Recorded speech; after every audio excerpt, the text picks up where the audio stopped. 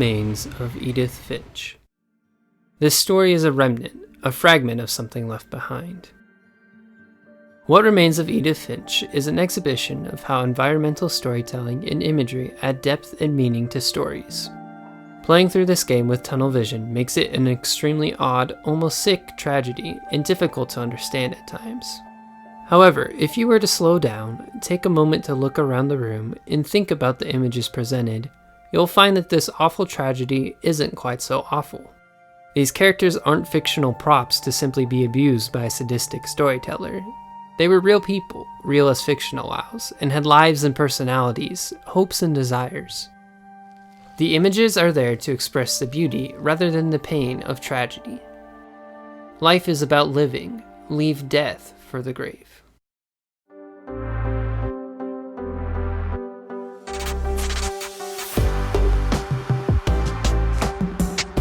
What's up guys, welcome back to Critical Hit, a video series where I talk about stories I love and leave you with something to think about in the process. Today we're going to talk about a game called What Remains of Edith Finch. It came out back in 2017 and was very well received for its creative gameplay and storytelling. It's more or less like watching a movie. This may seem a bit boring at times, considering that all you do in this game is move around and interact with a few different objects, but it's actually very effective. The story progresses as you do. If you slow down and take in the view, the story waits. There's no need to rush. But if you're ready to see what's next, take a few steps forward and another line of text will pop up in your face, narrating what you see. What keeps this story fresh are all the brief vignettes in between the walking around. There is one overarching story where you play as Edith Finch, a teenage girl who returns to her childhood home in search of answers regarding her family's tragic history. I lived here until I was 11, but I wasn't allowed inside half the rooms. We learn about her family through several mini-episodes, short stories with unique gameplay, where you might be a cat, or outside on a swing, or even chopping up fish at a cannery. These vignettes recount the shocking passings of her various family members. Thus the game flows cyclically between Edith and these short stories. It's not complicated, folks. Walk around the house, interact with a journal, play through a family member's storyline, and repeat. Since there's not much to explain regarding the gameplay, I can jump right into the storyline, which is where Edith Finch truly shines. Bear in mind that there will be some fairly major spoilers. This game only takes like 2 to 3 hours to finish, so if you're really dead set on playing it beforehand, I'd knock that out before watching this. With that out of the way, let's continue. The Finch's aforementioned tragic history goes back countless generations, over 500 years. The oldest story Edith knows of is that of her great-grandfather Odin, who set sail for America, hoping to leave behind his family's supposed curse. Things didn't pan out so well for him. But 40-foot waves off the coast of Washington send the house and Odin to the bottom of the sea. But that's okay, because now Edie and Sven, Edith's grandparents, can start a new life in a new land. After all, they've left behind the curse that has plagued their family for centuries. Here's a family tree to help keep everyone straight. Edie and Sven have 5 children: Molly, Barbara, Calvin, Sam, and Walter. Most of them die early. Molly dies at the age of 10, Barbara is murdered at the age of 16, Calvin passes away at the age of 11, and Sven himself dies while constructing a slide.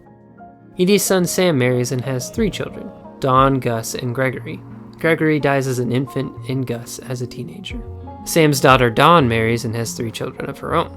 Milton goes missing as a young boy, Lewis commits suicide in his early 20s, and the third is Edith, the last surviving Finch and the protagonist that we play as. Oh, and did I mention that Dawn's husband died in relief efforts overseas? Yeah, because that happened. From the moment Edith first writes in her journal, we can see the length of the lives of her family members. There are 12 written lifespans on this family tree, and a few more that we discover throughout the game, like Sanjay or Ingeborg. Out of all these names, there are only a few people on the list who aren't explicitly deceased. Milton disappeared at a young age, so we're assuming he's dead. Kay was divorced after the accident with Gregory, so her whereabouts are unknown. Maybe she got out of the family in time not to be cursed. And of course Edith, who has to be alive in order to be writing in her own journal. Probably. Doesn't this game sound like a riot so far? Who wouldn't want to play through a game where literally your whole family is dead? How exciting. Rather than trying to keep up an obviously false pretense with my sarcasm, let's actually look closer at some of Edith's family members. The 3 stories I connected with the most are Barbara, Lewis, and Walter. Each of these stories illustrates a different aspect of what makes this such a great story. Barbara's story has intelligently designed pacing, Lewis's shows us how important imagery is in storytelling, and Walter's features a compelling message. Let's start with Barbara. Barbara was a child actor. Her room is full of memorabilia from her various roles. But fame fades with age for Barbara, and she can never go back to her former days of popularity. She moves on to life as a normal teenager, works at a diner, has a boyfriend, you know, that kind of stuff. But then there comes her shot at redemption. There's going to be a scary monster reunion type party, and they want Barbara to perform her signature childhood scream. Unfortunately, this night will be Barbara's last moment in the spotlight. Her story is told through the lens of a Goosebumps-esque comic book. I really appreciated the unique art style of this vignette. All the colors are very saturated and the outlines are drawn out. Barbara's story definitely varies more than the rest of the stories in its hyper-stylization of art. But anywho, that's not the point. Barbara's parents have to rush to the hospital because her father accidentally cut himself on a saw downstairs. In the meantime, before the party, Barbara practices her scream while her boyfriend coaches her. But it's not going so well. Getting better. Right about now, the radio pops on, warning citizens of a murderous mob of hoodlums on the loose. A gang of hoodlums in Halloween masks have been terrorizing Orcas Island tonight. Police are urging residents to... That came from the basement. Ooh, spooky. Her boyfriend goes downstairs and hides, intending to scare her into a good scream. Barbara waits upstairs, unaware of her boyfriend's plan. Eventually, Barbara grows tired of waiting for her boyfriend and walks downstairs to investigate. What's all this blood on the floor? The gang's leader is the infamous Hookman killer, Dr. Carl Hamill, who impaled and then ate his family 10 years ago tonight. Weren't you listening to the radio? Don't do it, Barbara! Out of the fridge pops her boyfriend. Whack. It was only a trick. There's no real danger.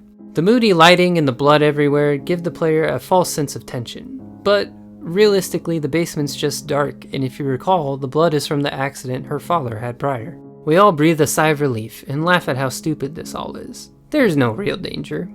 Except, what if there is? Barbara does not take kindly to her boyfriend's prank and kicks him out of the house. But without her noticing, a crooked man, the one the radio warned us of, sneaks into the Finch home. Barbara has to fight him off, and with some clever maneuvering, she manages to thwart him.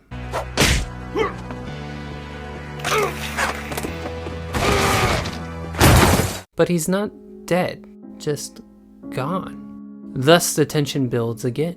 The doorbell rings, and once you know it, the monsters brought the party to Barbara. Or did they? Maybe the radio was right all along.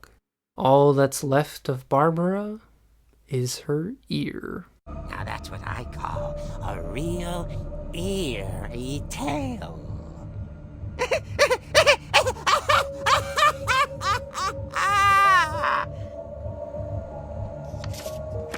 Now, Barbara's death and story is arguably one of the more obscure. Was she murdered by a crowd? Was it the Hookman from earlier? Was she cannibalized? Why her ear? It's never fully explained. As interesting as Barbara's story is, I want to focus more on the point in the game in which her story is told, rather than the story itself. At this point in the game, the player has already walked through the first and second floors of the house. These are the same parts of the house that Barbara's story takes place in. This creates an interesting dynamic in the story because the player can look for the differences between the house then and now, yet it's a familiar enough environment to walk through. Except for the basement, which the player has not yet been to. The basement is a tease for later, creating a reverse scenario where the player got to see what it was like back then through Barbara's story and look for changes soon later in the game. This creates a really nice sense of pacing. The music box is also very important here in creating a sense of reward in the player. If you keep turning the handle on the box, then a key pops out. The player has likely already tried the music box earlier and didn't know that the key was there. What? I can't believe I missed something cool. The developers played me so hard. However, this callback only has its full effect if the player has tried the music box earlier as Edith.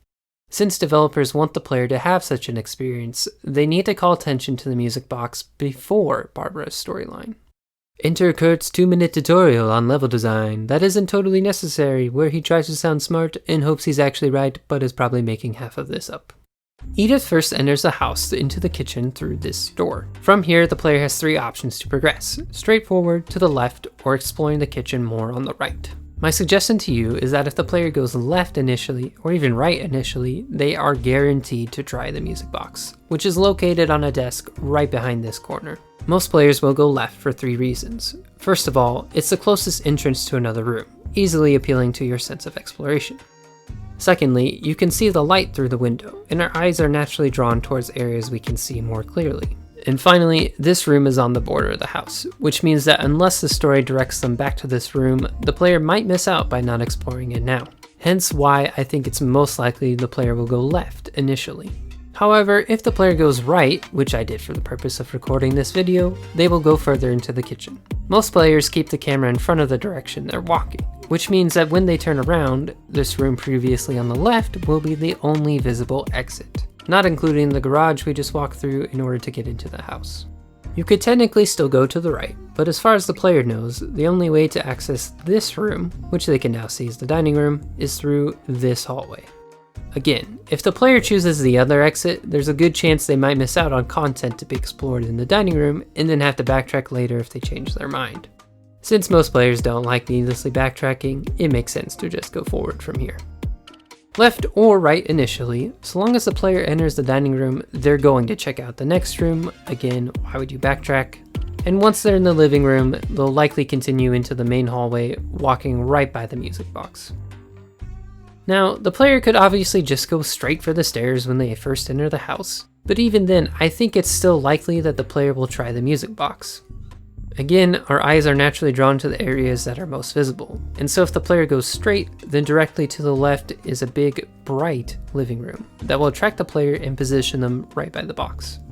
The only way you'll miss out on the music box is if the player makes a mad dash for the stairs right off the bat, which is certainly possible, but statistically a lower probability in my opinion.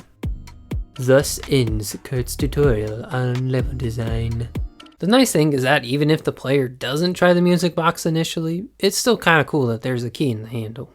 The pacing is different, but still effective without the callback. The other interesting thing is that if the player tries to pull out the key earlier, like if you were to play the game again now knowing that there's a key there, it doesn't work. Instead it just plays the song. So it's actually a false regret.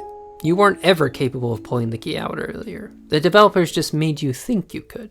But this all balances out nicely and makes sense. The first time player feels rewarded and even chides their former ignorant self for not realizing they could have gone downstairs earlier, which is not true. And in reality, the player can't go downstairs until they've played their barbarous story, thus preventing any sequence break in story progression. I personally love when a developer outsmarts me like this, and really the game is full of these kinds of hidden clues and smart progression if you look closer. But for now, let's move on to the next story. I want to talk about Lewis because his story has some awesome imagery. While I don't think his story is the most compelling of Edith's family members, Lewis's story is definitely the most interesting to play through. Lewis is Edith's older brother. Edith has fond memories of playing video games with Lewis and chilling in his room way up on top of the house. Lewis isn't doing so great though. He clearly struggles with substance abuse and hasn't necessarily done a lot with his life. We hear of his life through a letter written by his therapist to Edith's mom. Dear Mrs. Finch, as Lewis's psychiatrist, I can understand your desire for an explanation. As I see it, the trouble began in January, shortly after we convinced your son to seek treatment for substance abuse. Lewis's job is monotonous. He works at a cannery and literally just chops the heads off fish all day long. Grab the fish, chop the head, throw it down the line. Grab the fish, chop the head, throw it down the line. Grab the fish, chop the head, throw it down the line. Again and again and again. While at first there's something oddly satisfying about doing a rope motion repeatedly, it quickly grows boring and we begin to sympathize with Lewis's awful occupation. But Lewis is a smart guy. He knows exactly what to do in these scenarios. It's the perfect opportunity to get lost in your thoughts. Lewis designs a game in his head and we get to play it. The game is simple at first. It's just a black and white maze that Lewis must navigate. Soon though, the maze develops a sense of depth and color. Then it moves into a city full of people and music and vibrancy. Every day his imagination grew stronger. The longer that Lewis works at the cannery, the more elaborate the life inside his head becomes. He becomes mayor of a city, but then decides to set sail and conquer foreign lands. His journey leads him further and further into his imagination until it becomes Lewis's reality. Lewis begins to despise the cannery worker. Why would he want to live in the real world when he can be king of the world in his own mind? He grows numb. Lewis succumbs to the emptiness and ends his life.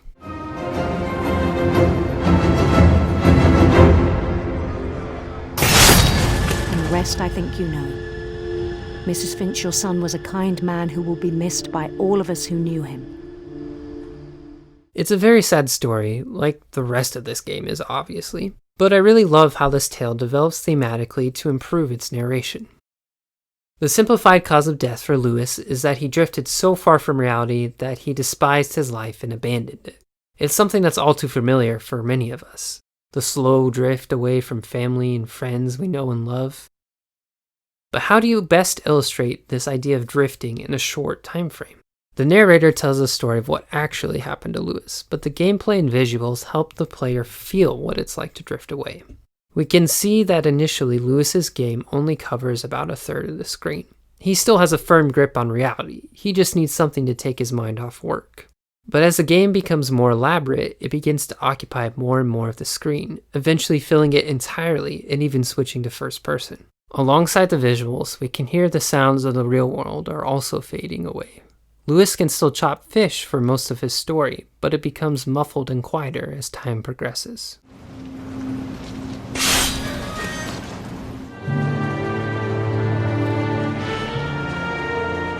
This is frankly not a very complicated way of conveying a theme, and I'm confident that most people playing through will notice these things right away. But this is a really important point that I want people to realize. You don't have to be super elaborate or cryptic in order to establish an effective theme in your story. Sometimes the best themes are the ones you can see clearly, and Lewis's drift is one of them. I also wanted to point out one final poignant moment in this story. Lewis chops the heads off fish all day long for work, and winds up chopping off his own head to alleviate his despair of work. It's brutal monotony that leads to death, ironic and cruel. But consider all the monotonous things in your own life. Maybe you face a similar grind at work. Chores are a hassle. What about all those taxes you have to pay and accounts to manage? The hardest part of Lewis's story isn't that it happened in a game to a fictional character. It's that it can happen to all of us if we aren't careful and don't value life as we ought. While I really do love Lewis's story, it's not my favorite because there's another story about halfway through the game that succinctly reflects the message of the game in just a few short minutes. It's the story of Walter. Walter is Edith's great uncle. His life is traumatic as the rest of his family's lives, but his response to his circumstances feels very human and illustrates the brokenness we all feel from deep pain. Walter's sister Molly died before the siblings ever met. Walter was the only one home, cowering under his bed, as his sister Barbara was murdered. Then Calvin dies in an accident one day on the swings. It's too much for Walter. He's through with it all. Whatever this monster or curse is that's plaguing his family, he's done with it. After stocking it full with tons of food, Walter buries himself in a bunker under the house, where he can be alone, away from the curse he suffered through. On that first day, after the shaking started, I didn't think I'd survive a week.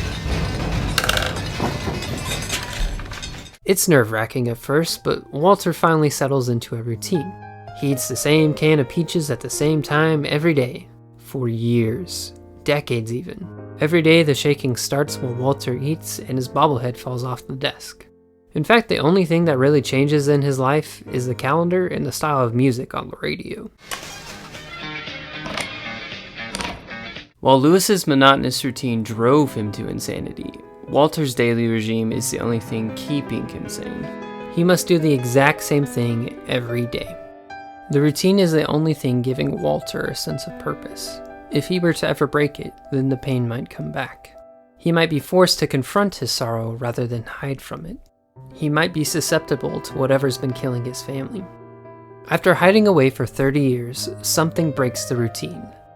The shaking stops, completely outside of Walter's control. It's a small disruption in his routine that gives him pause. What if he doesn't have to do the same thing every day? A week goes by and he's still fine.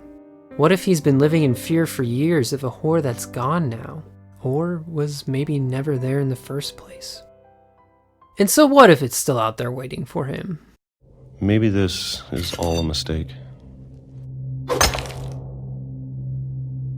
But I need to stop living the same day, even if it kills me. A life in fear is not worth living. This routine that's kept him sane for years has only brought him closer to death. There was no true vitality in Walter's life, only survival. So he leaves. Whatever's out there, I want you to know I'm ready for it. I'm going to appreciate all of it, especially the food. I don't mind if I only have a year left, or a month, or a single week. I'd be happy with one new day. I can already imagine the sun on my face. Was Walter right to leave in the end? Maybe he should have just stayed inside and waited to die in his old age. Are we destined to the same fate as him? Is there really any hope for any of us? And seriously, what's the point of all this? This game is so weird and confusing. But is it really that confusing? Or were you just not paying enough attention? What Remains of Edith Finch is a great example of how you tell a story impacts why you tell a story. Just look at the endless amounts of foreshadowing and callbacks and unspoken clues and imagery, like how the shaking of Walter's story is clearly caused by the train that eventually kills him. Like how you can tell that Edith's been pregnant this whole time by simply looking down. Like how comparing the fridge downstairs to the one upstairs shows the gradual loss of family and growing loneliness in Edith's life. Like how the same sad piano melody plays throughout the game.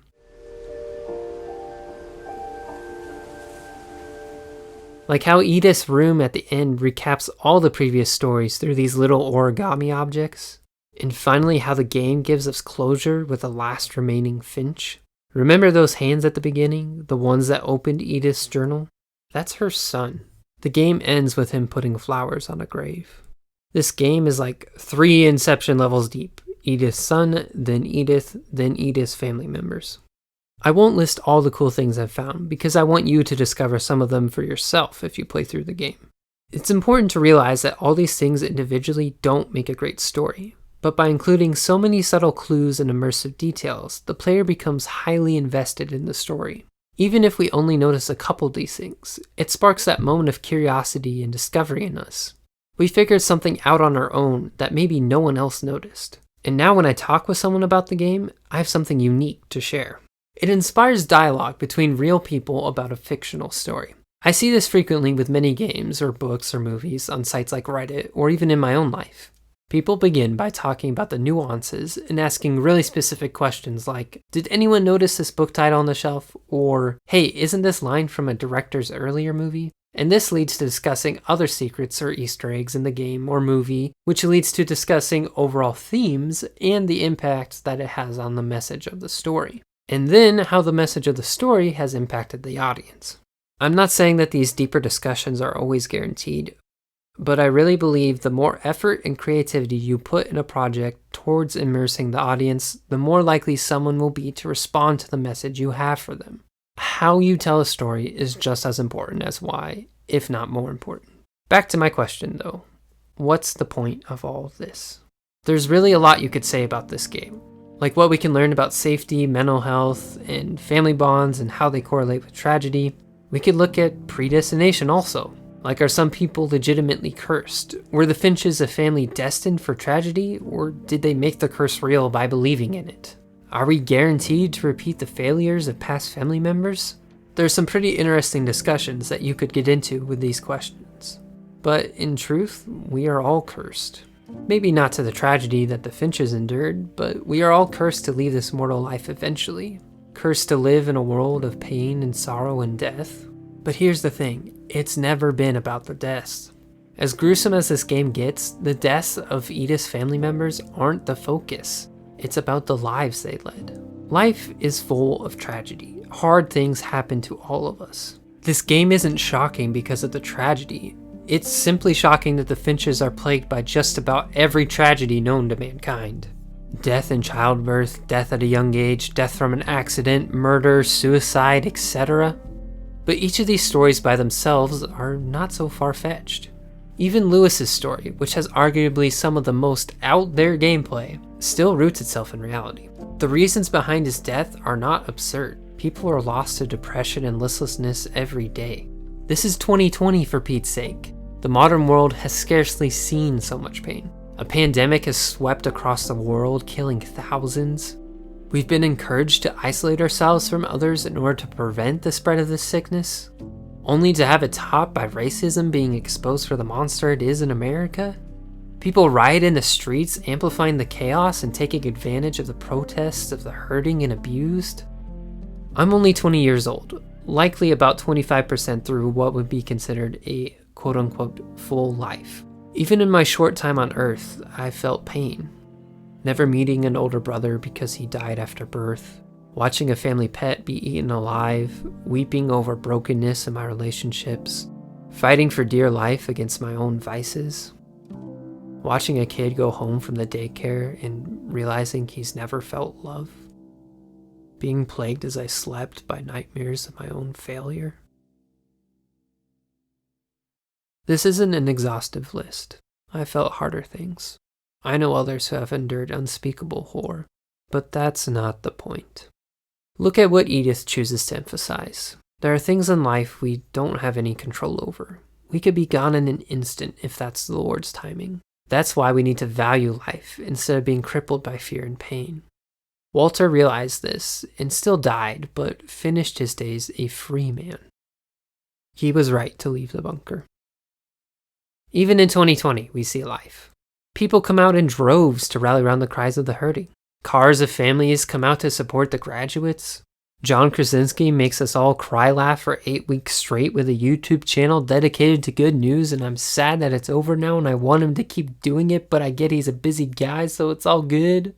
We've never so dearly realized our need for each other as we have this year. We are created to be in a relationship. We've never so clearly seen the purpose to the pain we all experience. We grow most in our ability to learn from pain. Because pain doesn't define us. It only shapes us into men and women of great courage. Remember all those hard things I mentioned in my own life? Well, I didn't tell you the flip side of them. I didn't tell you that my family came to faith in Christ after the death of my brother. I didn't tell you that I held the paw of another family pet as she died of a good old age. I didn't tell you that amidst my broken relationships, I've gone through over half my life with a devoted friend by my side. I didn't tell you of the years of bliss and freedom from my vices that I found in Christ. I didn't tell you of the day I visited the daycare after not working there for months and realized it was possible to be hugged simultaneously by 20 kids. Might be the highlight of my life right there. I didn't tell you of the child holding tight to my back or the hands I've held dear when the nightmares fade and peaceful dreams take their place. You see, there's a reason why bittersweet is the best kind of chocolate. Dark chocolate is best. Don't even bother fighting me with your unsophisticated milk chocolate arguments unless they include peanut butter. It's because life is bittersweet. Beauty and joy dance with pain and sorrow in a never-ending waltz. Life is oftentimes a mess, yet somehow manages to keep revealing new surprises that drive us forward. Not unlike the house we explore in this game. It's just the broken world we're all born into. Focus on the pain and fear, and it will destroy you. But if you find the meaning to the pain, then there's hope in even the hardest parts of life. We can find joy in knowing that this pain won't last forever. We must value the days we do have, not dread the end to come. What Remains of Edith Finch both asks the question and gives the answer. Is there any hope? Yes, but only if we focus on the lives we lead and not the death that awaits us. And appreciate how strange and brief all of this is.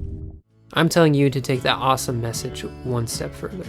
That there's a God in heaven who sovereignly directs the world in a wondrous course that sings glory to him as creator. That the deepest meaning to pain and greatest joy in life is only found in trusting him with our days. That we ought to make the most of every day because it has eternal ramifications. But I'll leave you to think about that and let Edith have the last word. This is where your story begins. I'm sorry I won't be there to see it. It's a lot to ask, but I don't want you to be sad that I'm gone. I want you to be amazed that any of us ever had a chance to be here at all. Good luck.